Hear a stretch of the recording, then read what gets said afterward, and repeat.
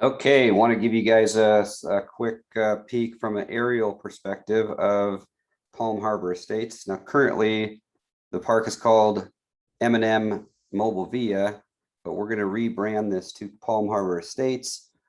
Typically, when a park like this deserves a major overhaul, which is what's going to occur while we own it, we kind of want to distance ourselves from whatever reputation the previous owner may have created. So this kind of park, since we're going to add a lot of brand new homes here, we're going to do a facelift on the park. We'll also want to rebrand the name, the signage, the website, and all of those kind of things so that we could have a fresh start. So I'm going to zoom out a little bit here so you get a scope of this. This park's in Mesa. It's in the East Valley. If you were to look at the entire Phoenix metro area, you're going to notice that there's a major freeway right here. This is the 202 freeway, so very good access for residents to get around the city.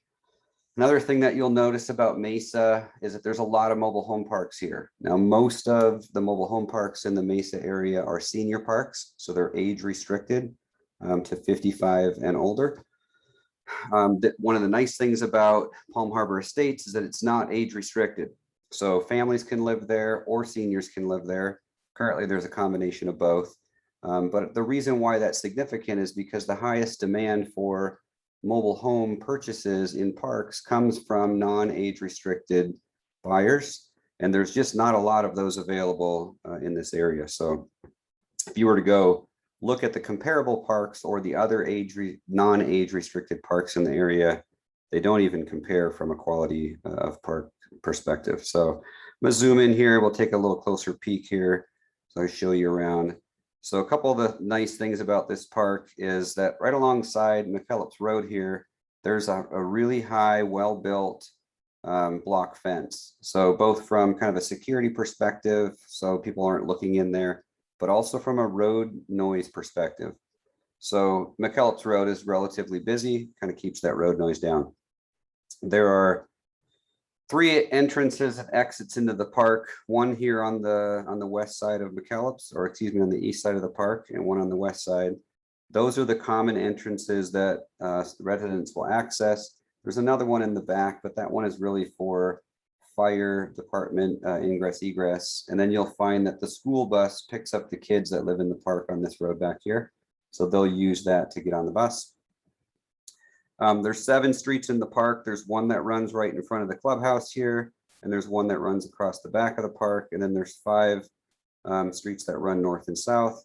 The clubhouse area, if we zoom in a little bit right here, this is where the pool, common areas, the barbecue, all those kind of things are. There's a handful of mobile home sites right here, and then there's like a storage area that we can potentially do something to add some additional income. And then if you notice, if you look at the park here, that some of the homes or spaces have mobile homes on them, and some have RVs. You see an RV here, you see an RV here, collection of RVs across here. When we're all done with this park, the final condition will be 100% of these sites will have single wide or double wide mobile homes on them, and all of them will be owned by the tenants. So that's kind of the long-term view.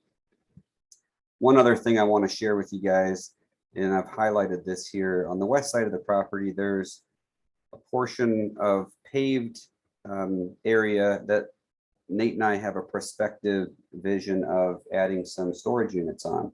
So even though there's no income for this particular piece here, currently we believe that we can add additional income to the top line NOI there. So anyway, that's a little quick peek at the park. We'll be sharing some more detailed updates as we dig our hands into this deal. And so expect more from us moving forward.